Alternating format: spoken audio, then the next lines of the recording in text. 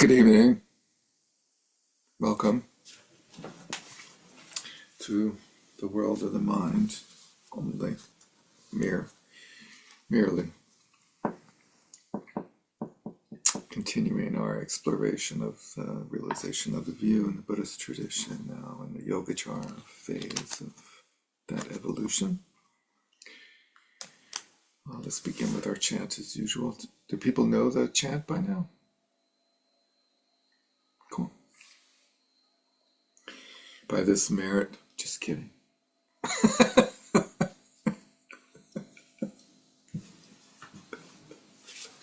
Wow, class really flew by.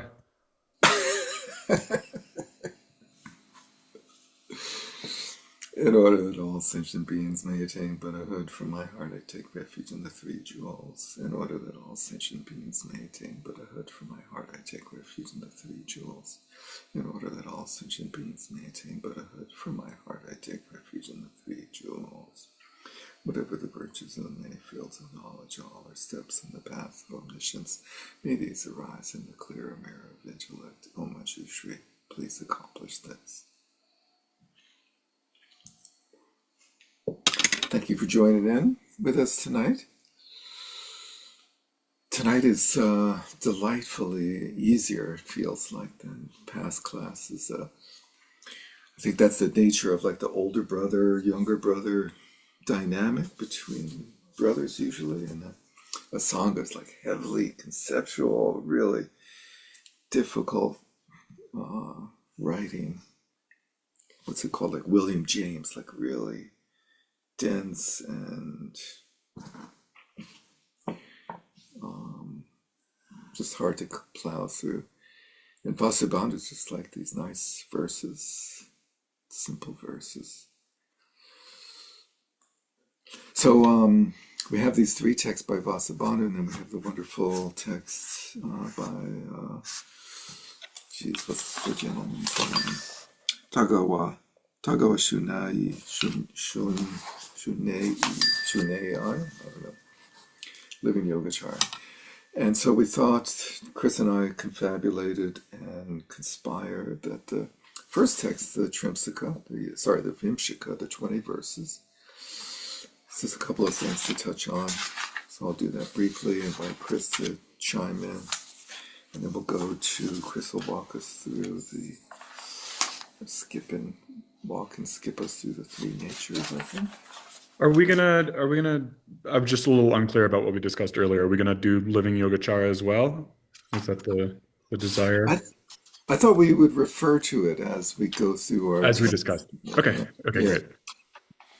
And I think the last one really relates to it the most. It's sort of an expanded commentary on the 30 stanzas, the three evolutions of mind. But if you want to refer to it early on, please do. It's delightfully simple and clear. Do you have anything you want to add before we dive in, Chris? Let's dive.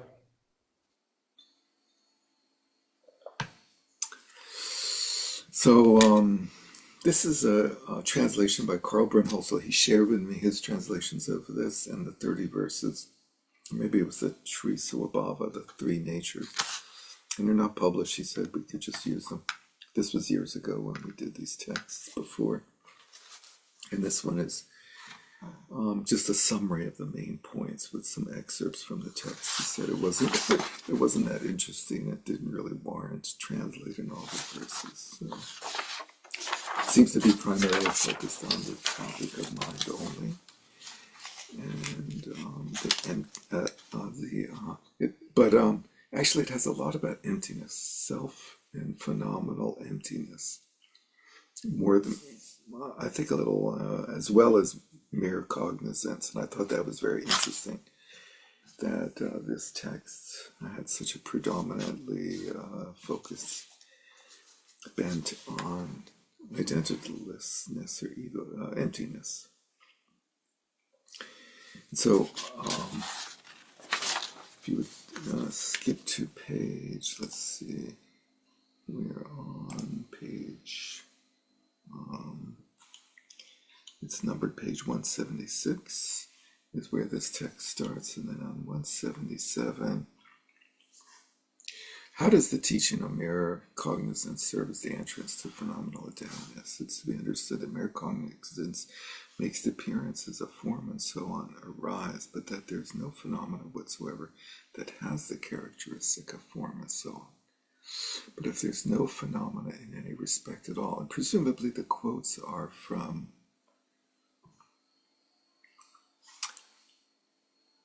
well, it's a little unclear actually which of these is his commentary and which is Vasubandhu. But my read here is that the quote is an imagined objection that he's then right, responding to. by Vasubandhu. Hmm. That's what I was thinking. If there's no phenomena in any respect at all, then also mere cognizance does not exist. So how can it be presented as such?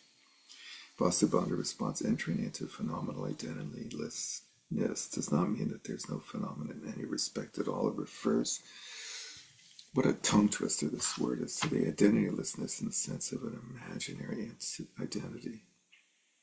The nature of phenomena is imagined by childish beings like me, which is the imaginary nature consisting of fictional entities such as apprehender and apprehended. I don't know that children really Hey, imagine, Derek, where are we? use. You said 176 in the source book? And then I turned the page to It still on 176. Yeah, that main paragraph on verse says, 10. okay, all right, got it. Okay, thank you. So I'm in the middle of that paragraph where childish beings are thinking about apprehenders and apprehended. The nature of phenomena is imagined by childish beings, which is what we call the imaginary nature, fictional, consists of apprehender and apprehended, but it's not meant in the sense of the non-existence of the inexpressible identity that is the object of the Buddhas. I think that's the key line. So there's an implication that Buddhas experience something different. I think the D's must be footnotes that got messed up in Adobe or whatever. Likewise, one enters into the identitylessness of the mere cognizance as well, in the sense of it lacking any identity imagined by another cognizance. It is for this reason, through the presentation of mere cognizance, that one enters into identitylessness of all phenomena, but not through the complete denial of their Now he's added relative existence, brackets. Also, otherwise, mere cognizance would be the referent of another cognizance, and thus the state of mere cognizance would not be established still, since it still has a referent. So, Chris, what do you make of that? The object of the Buddha, or Buddhas. Yeah, I underlined that a couple times.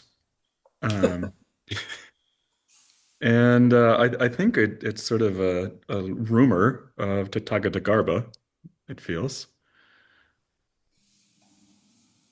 Um, the inexpressible identity that is the object of the Buddhas. There's it seems to be some expression meant to indicate that the mere negation of everything in the Madhyamaka has neglected to acknowledge that there is an experience of Buddhas. Mhm. Cynthia. Yeah, I mean, this is going to just restate that, I guess, but it seems like in some ways it's referring to the ineffable experience. Yeah, of suchness, of that emptiness, of that identitylessness, right?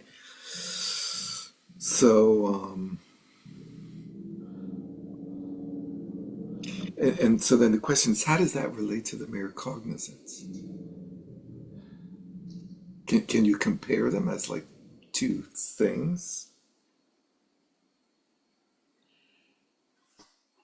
It's a little slippery. It's a bit of a slippery slope, isn't it?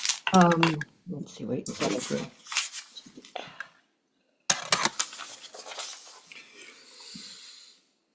Why don't we continue and see if we, let's see on the next page, so 167. 167.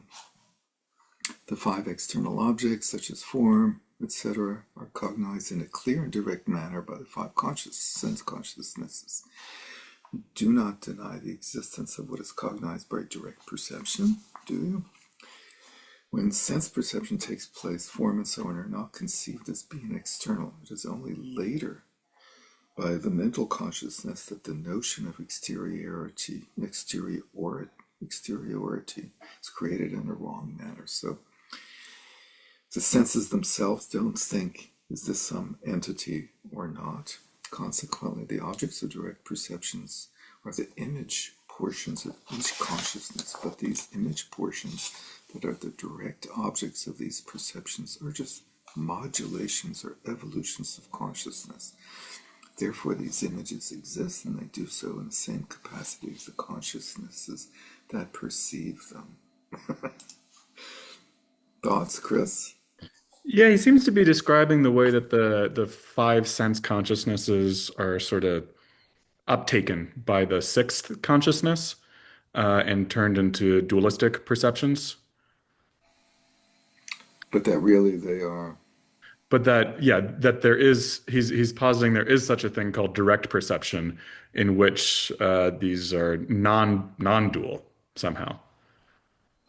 I thought the So, scheme, this how to fit this into the scheme gets a little complicated because normally we think of the sense consciousnesses as already being dualistic, but in this presentation there is a quality of and maybe we have to put it down in the Alaya Vijnana to make sense of it in the scheme, but a sense that there is non-dual perception that is possible, that is then sort of convoluted into dualistic perception.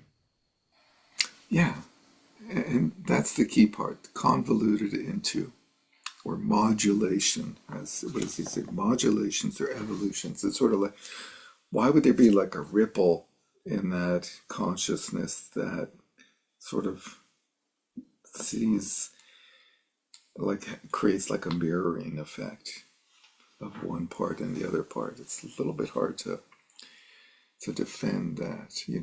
When did that happen? Did that happen at some point in evolution, or is that sort of beginningless time, or one of the questions we're not supposed to ask? Oh my God. But what I do like about this is that it sort of tries to sever the connection between the perception of external objects and the notion of externality.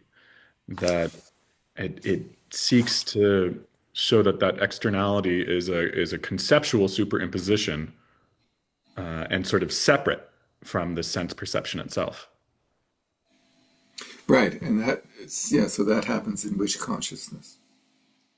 That thinking that it's external. I mean, probably the seventh. I think the The sixth, but sixth? that's something that we can look into. Sure. Yeah. Yeah, I think But, what you're getting at is it's not the senses, it's sense consciousness. And it's coming in, it's kind of fuzzy. And that's where the mix up starts to happen. Like, what was the example about a person with fuzzy sight doesn't see individual hairs? Like, it's already getting mixed up before it gets to that six or Cynthia, mixed together. yeah. well, it's also just kind of interesting to whether or not it's really perception as we tend to think of perception, because if this is really all mere mind, then it's really it's a mental experience. We tend to think of perception as um, seeing Functional sort of. something. Oh, sorry. Well, no, that's okay, whatever. But in a sense, this is more projection rather than perception. And so then at some point in that projection or that we have this stew of mind and something ripples and then it somehow is then transformed into this illusion of this and that and viewer and viewed or whatever heard and hearer or whichever sense it might be. But if it's all a projection or it's all floating in the same mind, so to speak. So the notion of perception is even a kind of a question. It becomes perception when we split it, but before that, it's kind of, and I think that's what they're talking about in terms of this modulation notion. Is that I think they talk about this modulation as sort of how it ripples into, from being oneness, all mind, into this seeming separation. Yeah. And so one of the things, the drawbacks of that analogy of the modulation is that it tends to imply that like there's steps, stages chronologically. And I think we should question that assumption and not totally give into that, which is separate from anything you said. I was just saying. Right. But as far as your question of when does it happen, my sense is that it's happening constantly. Like it's not like a one-off thing. It's going on all the time. When did it begin? Well, I guess, the mythology is it began when Samantabhadra didn't split things and we did. But, it seems like it's going on. Sam who? Sam, Uncle, whatever you Okay. want to call him. So then at We the could bottom, actually, Go ahead. the Living Yogacara actually spells this out sort of nicely. Go If we for it. can, if we can jump there briefly. So if y'all want to join me at the bottom of page 191, um, this is just the last sentences, last paragraph. Within these six consciousnesses, the visual, auditory, olfactory, gustatory, and tactile consciousnesses each operate specifically in response to the colors, shapes, sounds, odors, taste, and tactile objects. Yada yada. These five consciousnesses all share the feature of only being able to cognize a presently existing object as it is. For example, in the case where a visual consciousness arises based on the presence of a red flower, the material object that constitutes the objective aspect of the visual consciousness is nothing more than the direct perception of a red-hued object with a certain shape. At this point, it is a type of cognition that lacks any intermediary, such as language, to apply meaning. This is what we call direct perception. At this stage, there is no understanding that says, this is a bright red flower, and this flower is a lotus. The object of cognition at this time is an object as it is in itself, a raw sensate appearance among the three kinds of objects described in Chapter 1. Since the lotus flower has an incredible fragrance, the olfactory consciousness naturally arises, creating a scent that is known exclusively by the olfactory consciousness. The cognition that, quote, this is a bright red flower, this flower is a lotus, and it has a good smell, end quote, is something that occurs at the next level, that of the function of the thinking consciousness, the manovijnana. This thinking consciousness, the sixth, accounts for the mental functions of perception, emotion, deliberation, and volition, and is essentially equivalent to what is referred to as the mind in everyday language. Expressing this with the present-day idiom of information processor, the information gathered is that which is perceived by the five consciousnesses gathered through the five sense faculties. Yeah, Cynthia. Not to Yeah, be, but that thing, I kind of don't agree with that. I understand what he's saying, but I don't see that as direct perception because as soon as you're saying red, that's a characteristic of consciousness. Like start, you're already starting that labeling, so to speak, by these characteristics instead of just seeing the flower direct. Not a flower, it's just that what's there. So I know what he's saying. It makes it easy to understand, but I think it's a little fuzzier than that.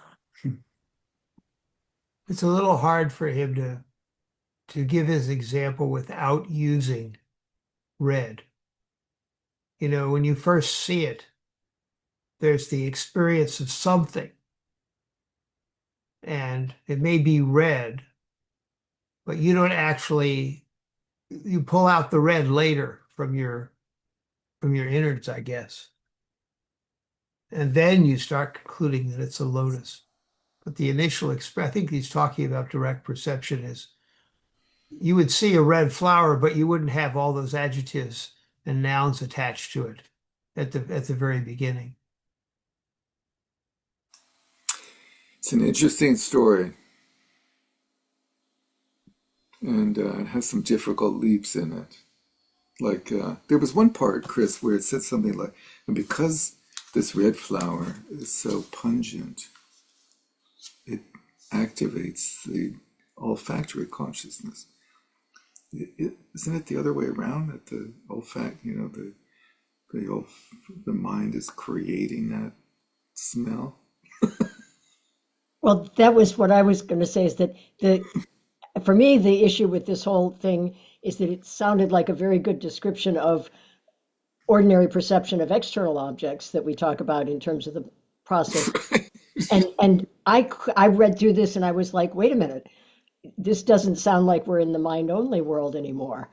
So that's what I found weird about this is it did not, and this is my frustration actually, as I've said many times, that it seems like we fall back into that earlier tenant system, ordinary perception of external object stuff very quickly. And it's very rare, it seems like, that people can actually sustain and stay in the mind only view and try to describe what it's like to be where the mind is creating these things. And what I've read that profound inner topics chapter so many times trying to actually sort out the order. It's a fool's errand, I know, but to sort out what actually comes first. Is it the consciousness that then creates the faculties and the object, which is the reverse of what we tend to think. We tend to think in the ordinary perception of external objects, it's like there's an object and a faculty that connect, and then the consciousness jumps out of that, right? Or that they arise simultaneously. But in the case of mind only, presumably it's all coming from some level of consciousness. And then within that, something that seems like a faculty and seems like an object arise. And this doesn't seem to have any of that notion in it at all. Yeah, this is really seeming like it's presenting a much more naturalistic, we could say phenomenological perspective that's more, and I think he's trying to make the picture convincing to normal people, comprehensible to normal people. It's to fully take on Mindoli is it's hard to even put it into language because it's so exotic seeming and sort of profound. And this book, the subtitle, right, is an introduction to consciousness only Buddhism. I think by virtue of him orienting it towards an introductory text for a beginner audience, a certain amount of philosophical precision is maybe lost. Yeah, which brings me back to Cynthia's comment earlier on about the William Waldron book, Making Sense of Yogacara. And, I was thinking, why didn't we use some of that in this course? And just sort of laziness, and I apologize about that. If any of you are familiar with that book and can recommend sections that would be helpful to us, please do. We can circulate them. I have a PDF, I think. I wanted to share one little anecdote really quickly, which is that I went to art school and took introduction to drawing like everyone had to, and we were given this assignment early on from a drawing professor of okay, draw this door. And everyone draws the little rectangle with the circle knob, and there's a door, and she's like furious with us, like, no, that is not what that looks like. You're drawing what you think a door is. You're drawing the name door. You're not drawing that thing. What that thing is a collection of shapes and colors and lines. Even those aren't really what you're drawing. Those are names for the things you're drawing. But and eventually we all kind of figured out what she was trying to to teach us to do, which was to see things clearly without our labels. And there is a real way of doing it and not doing it. And usually, when your drawing wasn't good, it was because you weren't doing it right. You were drawing you drawing what you thought a nose looked like, not the weird squiggly triangle that is the shadow under the left nostril. So while I agree, I think sort of philosophically with Christopher, your point about these two aren't so easily distinguished from each other, in what we could call like sensation and perception. I think there is an experiential way of sort of doing it and sort of severing those. And maybe we should do a life drawing class That's next a semester. wonderful. Thank you so much. I love that. And what it says is that when we, if we start to draw in the conceptual way, we're basically drawing our generally characterized phenomena instead of drawing the specific stuff, as you said. It's that's what's going on, is that we're jumping into the general characterization concepts that we hold. Thank you.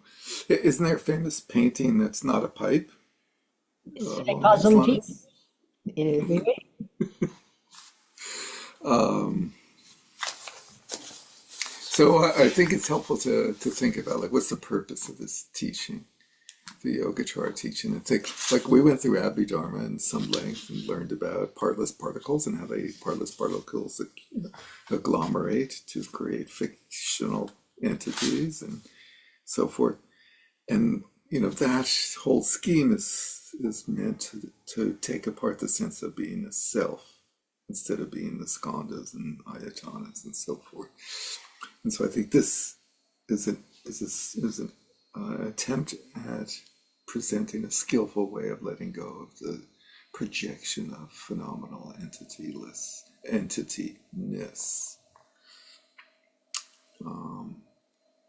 And it's also, I think, a helpful way of leading one into actual meditation training, as the last text, I think, reveals. But let's continue. I was on, what is it now? 177, the bottom of this bottom. So we have the dream analogy, which is very common. What's the difference between that reality and our waking reality? Then at the end, he says, when one has attained true awakening, one remembers this dream that consists of the objects of samsara and realizes their true nature of mere cognizance, while previously one remained caught in this dream. This is why the Bhagavan speaks of the long night of samsara. I just love that phrase. And then finally, the last paragraph on, let's see, 178. If everything is mere cognizance to those who cognize another's mind, actually cognize or not cognize that mind.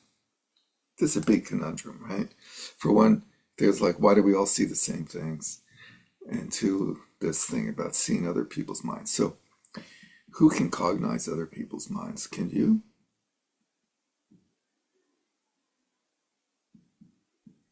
I think he's talking about Buddhas are said to be able to cognize other minds. If they do cognize it, how could they be those who cognize another's mind?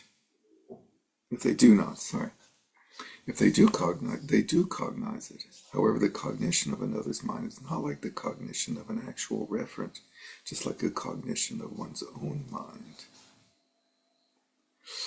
And how is it so this was a big question, like if everything's mere mind, is the mind of another person an object to the enlightened ones? Can they experience the mind of how is the cognition of one's own mind not like a cognition of an actual referent? What if you look at your own mind as that an entity? Because of ignorance or not knowing, when compared to what the sphere of the Buddhas as the ineffable entity is. Because of ignorance or not knowing, when compared to what the sphere of the Buddhas as the ineffable identity is. That was the answer to the question, right? How is a cognition of one's own mind not like a cognition of an actual referent? What would you say?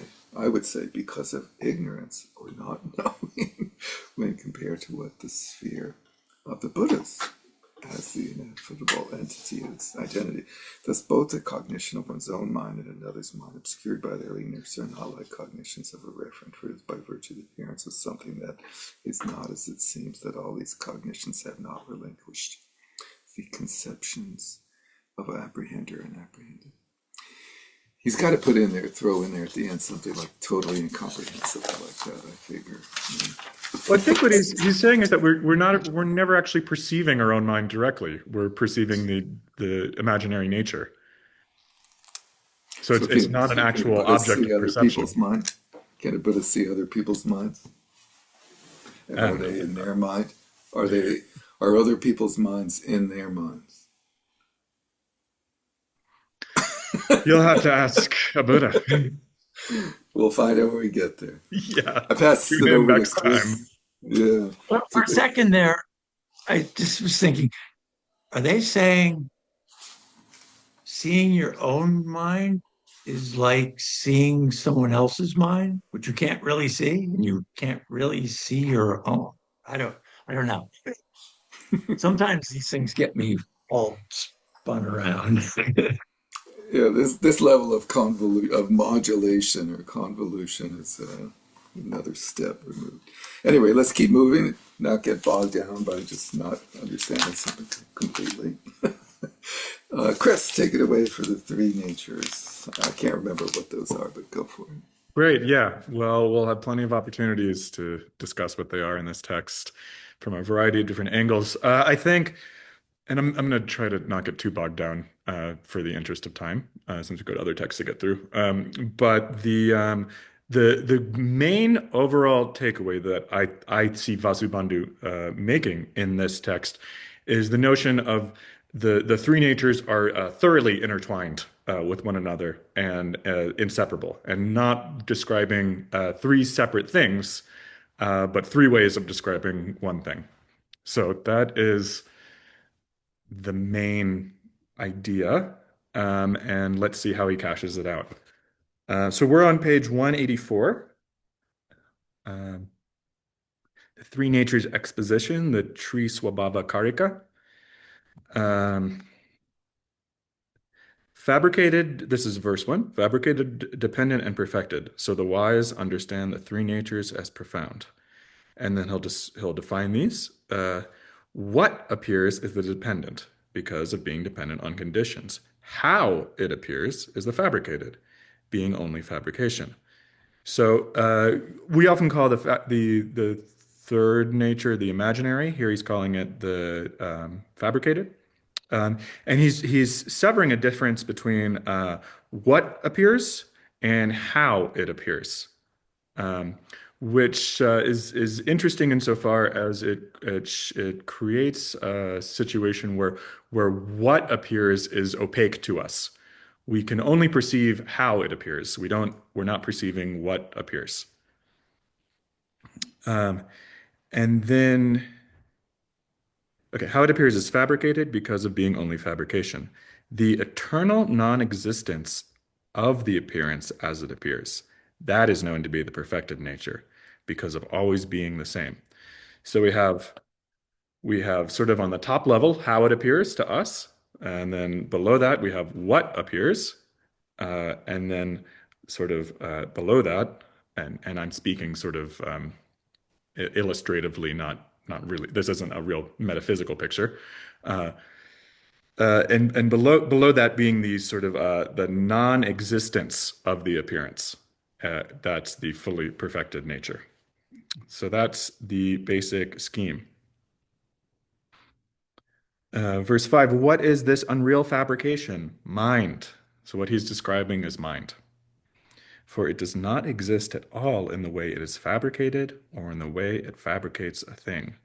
It does not exist in terms of how it appears to us or in terms of the dependent nature that we could sort of describe as underlying that appearance. He'll then talk about the Alaya Vijnana and the composition of the mind. Mind is regarded as twofold, being cause and result.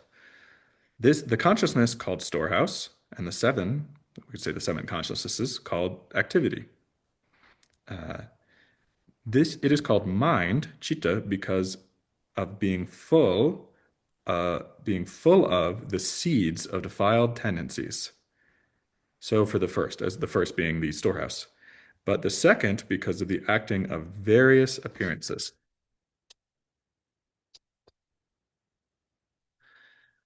All right. So we then have some description of how the seeds mature into activity that is taken up by the remaining seven consciousnesses. And then on verse 10, the text makes sort of a turn. So we have this sort of a relatively standard, relatively straightforward description of the three natures as these three separate things that are all existing in concert, but in sort of this progressive level. And then on verse 10, by virtue of reality and non-unreality, duality and unity, of affliction and purity, and of non-difference in characters, it is accepted that the natures are profound. So we've just been told what the natures are, and now we are told that the three natures are inconceivable. I'm just going to sort of read these next few verses, and we can go through them sort of slowly. 11. Since it is grasped as existent, while never existent as such, the fabricated nature is considered to have the character of reality and unreality. So because the fabricated nature, because of how the world appears to us, is grasped as existent, even though it is never existent, it is considered to have the character of reality and non-reality. Another way of saying this is both real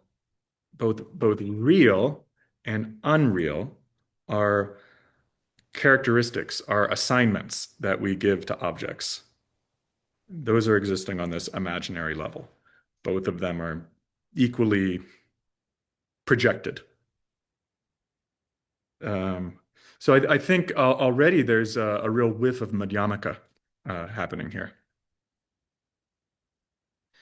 12. Since it is known through the existence of an error and not known as it appears, the dependent nature is considered to have the character of reality and unreality. Since it is known through the existence of an error, what's the error that the dependent is known through?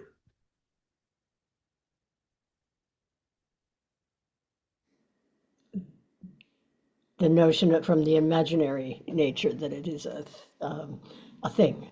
Mm-hmm.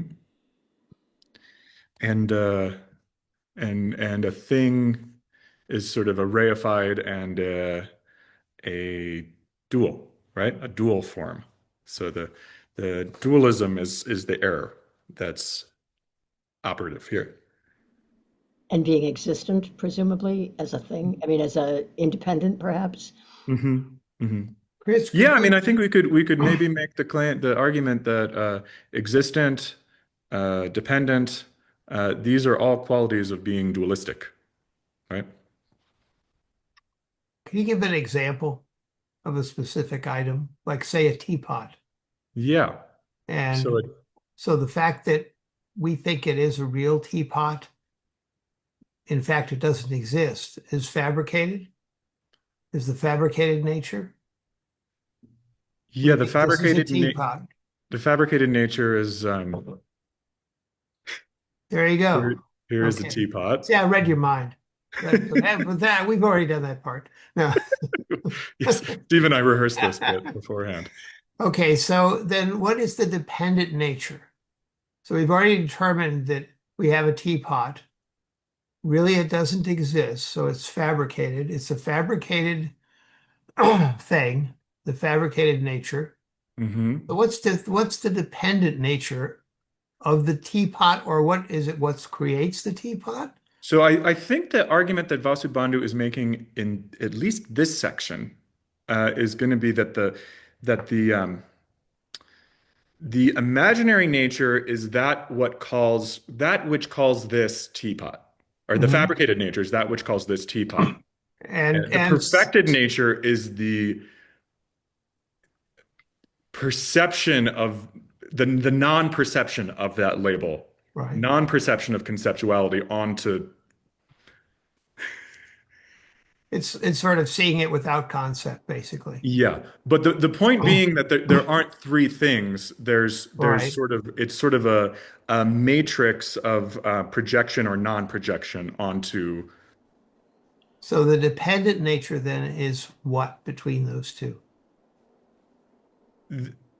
Cynthia. Isn't that basically the um, interdependent co-arising of the various elements that make that thing look orange and feel solid and have a particular shape and all of that, that it's that that's the reason I think it's called dependent, is that it's essentially the interdependent uh,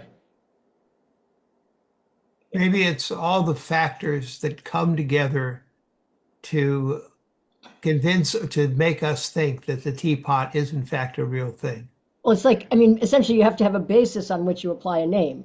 So Right. the basis on Mhm. which we apply the name, just like the skandhas are the basis on which we apply self. Right. So, Okay. Yeah, I mean, I think they would describe it as mere appearance, and the point being that they're not positing uh, entity-ness. So, when we describe it as the various factors that lead to the perception of the orange teapot, that's the imaginary nature. That's attempting to describe the dependent nature with an imaginary nature by saying, oh, here's a factor. I've posited a factor that leads to this other thing. well, I'm talking about it from, I mean, yes, when you start to call it that thing, I was just trying to explain that it's all those elements that are interacting to create shape and color and all that stuff. Yeah, I'm But not saying you're wrong. I'm just saying that before you put the label on it. yeah, and the limits of language being such that we have no way of talking about, which is why I was kind of doing this rather than trying to use a word to, So, to so talk you're about it. saying the causes and conditions are the dependent? Like, That makes a lot of sense, Chris. If It's you the like, but causes but and again, conditions that result in us assuming that we have in front of us a real teapot. we have to be careful not to reify causes and conditions as substantially right. existing things. No, Right? no, that's where you get to the We leap perfected. right into the imagination of Okay. occupied. It's like falls right into place. Like, yeah, yeah. Cool.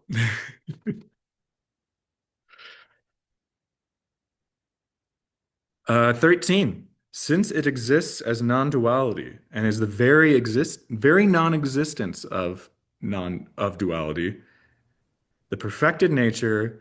I wish he wrote it. I wish he told you which nature he was talking about before he describes it. So this one's about the perfected nature. Since it, the perfected nature, exists as non-duality and is the very non-existence of duality, the perfected nature is considered to have the character of reality and unreality. And I take this to mean that the perfected nature is not an additional layer of hidden truth that's hiding behind the dependent nature, but it is the lack of swabhava within the dependent nature, uh, is what it is. So, so to say this another way, labels of reality and unreality are as applicable to non-duality as they are to anything else. You can't accurately describe non-duality as reality or unreality because those are dualistic notions. Just as it's an error to describe as real or unreal, it's an error to describe non-duality as real or unreal.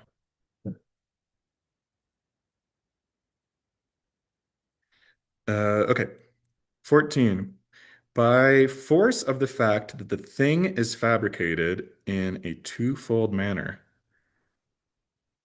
and its unreality is a singular existent, the fabricated nature is considered to have the nature of duality and unity. Because of the fact that I'm just going to pull up the footnote because I my own notes aren't very good here. Um, let's see. I'm just going to read from the footnote here. The unreality of the fabricated nature, okay? The unreality of the fabricated nature is the perfected nature, the inconceivable ultimate that is always and everywhere the same. So it is unified. This is affirming then that the perfected one of the natures of that the perfected is one of the natures of the fabricated, its nature as unified. So again, it's showing here that the fabricated nature is not anything different than the perfected nature. That the perfected nature and the fabricated nature are the same.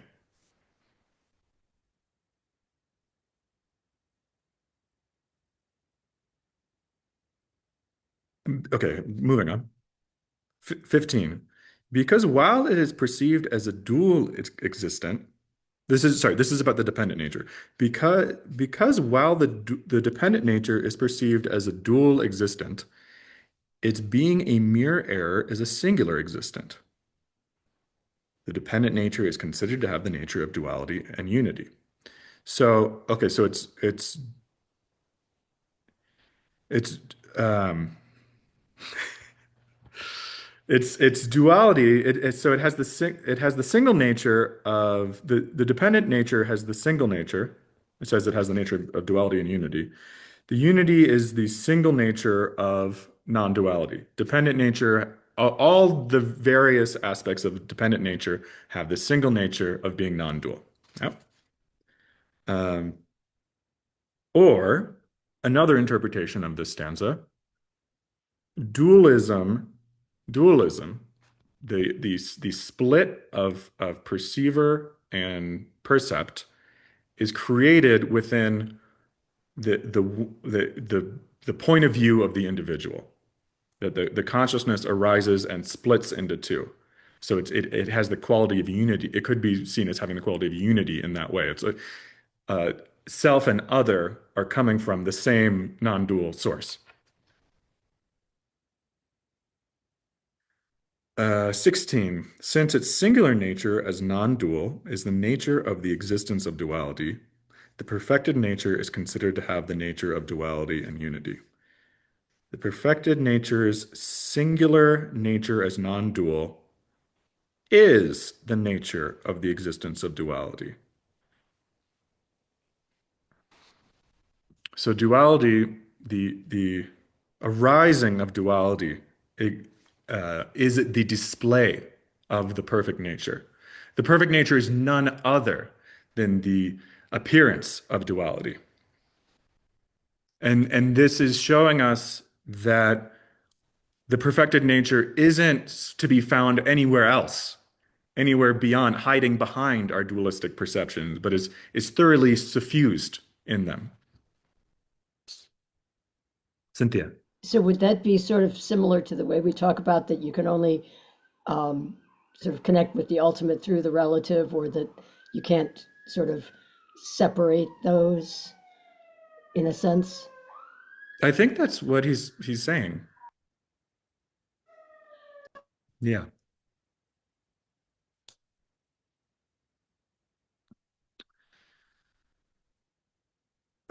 Okay, so I think that for me that was the heavy hitting section. And things slow down a little bit. Uh, I just wanted to do, is your sense, as my mind got twisted by these, is the purpose of this whole section just to kind of show the sameness? Because yeah, that's my read of it, is that he's really trying to show that I mean I think that many people, when they first encounter these teachings, experience come to comprehend the three natures as here are three totally separate things, and there's a hierarchical model. And this is sort of what he presents in those beginning stanzas. Is there's this sort of hierarchical model of like, well, we're all very confused and living in the fabricated nature, and then we wise up and maybe understand the dependent nature, and then we'll get enlightened and, live in the realm of the perfected nature. And he's trying to make the argument, sort of a fruitional argument, that the dependent nature, that it's all one nature and they've always been the same the whole time. Um, so I found this very profound and sort of beyond how I normally think of these texts as sort of like schematic and um, didactic.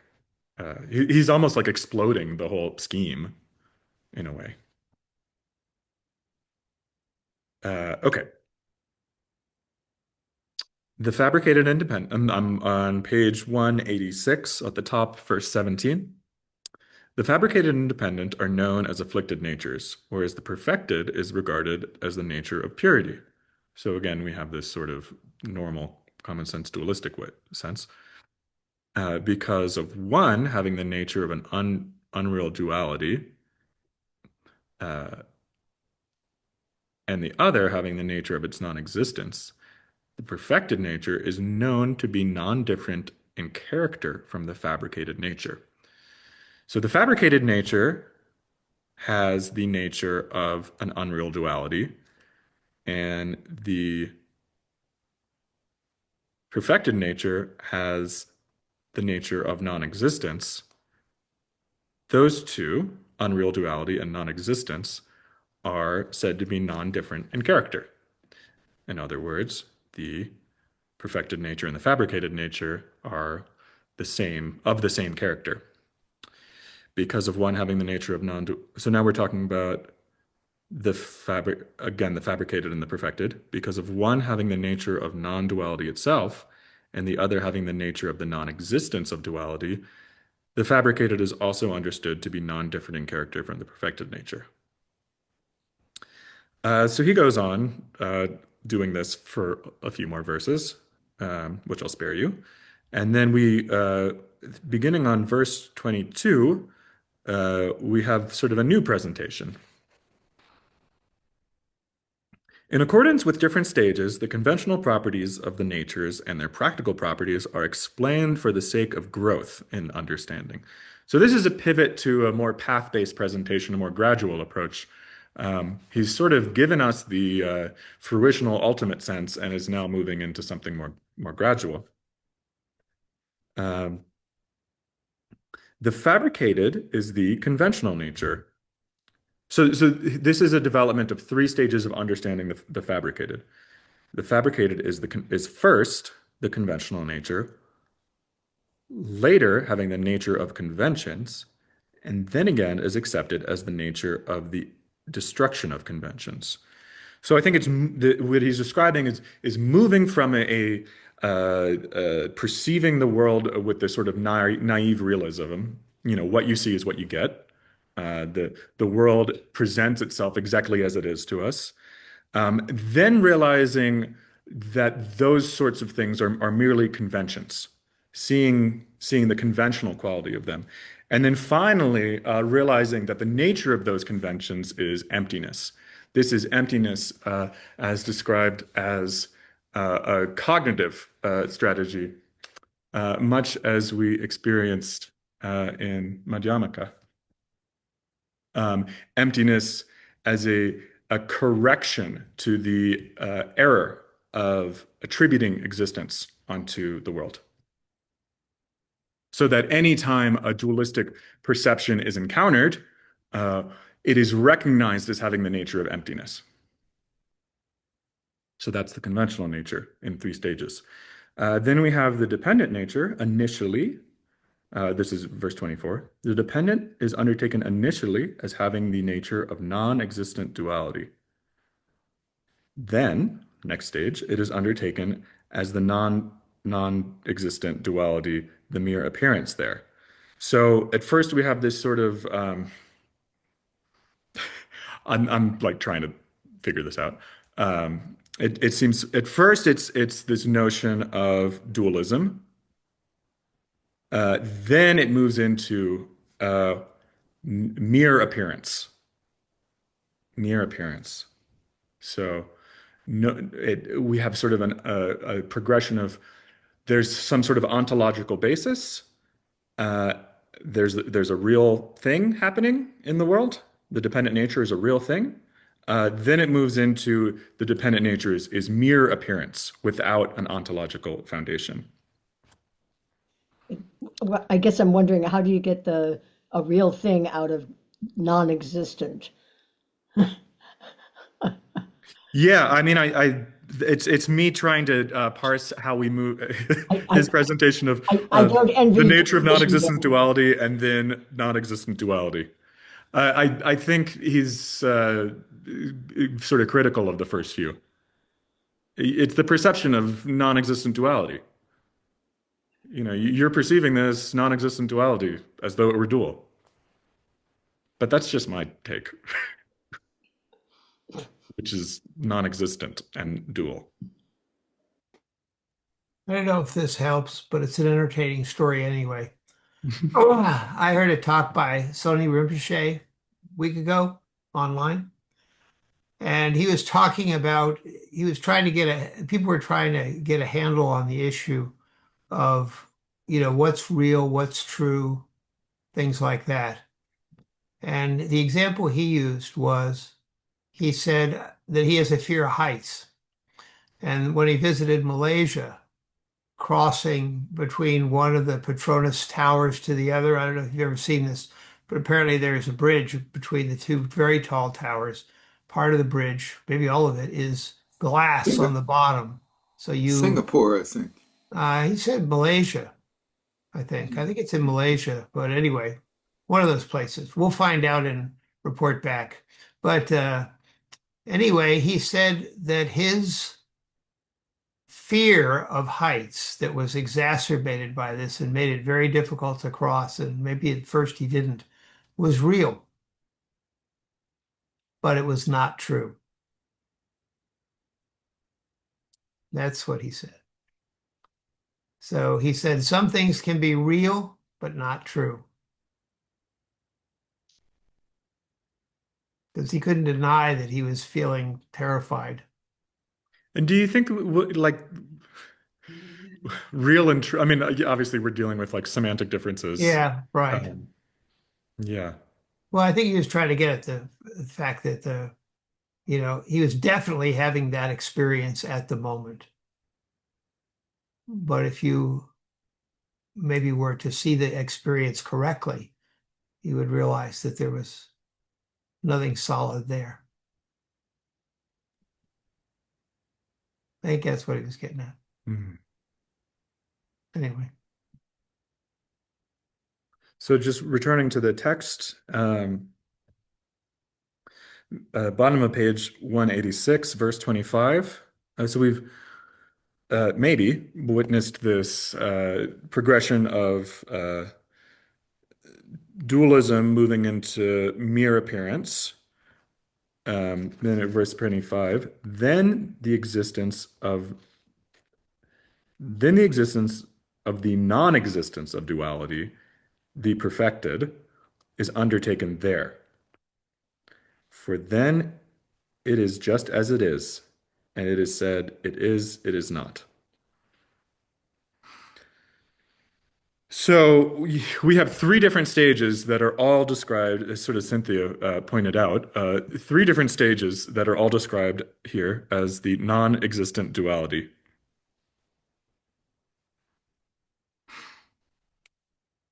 Um, I think for me, this would be moving into sort of a true non-dual perception.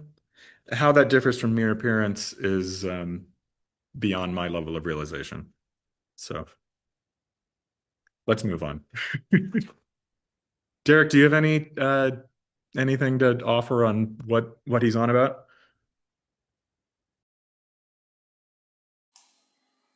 I can only say it, I can't really feel it. it is and it is not. I mean, it's both, but I guess I live in a dualistic reality because how could it be that it is and it is not? Because I'm dualistic.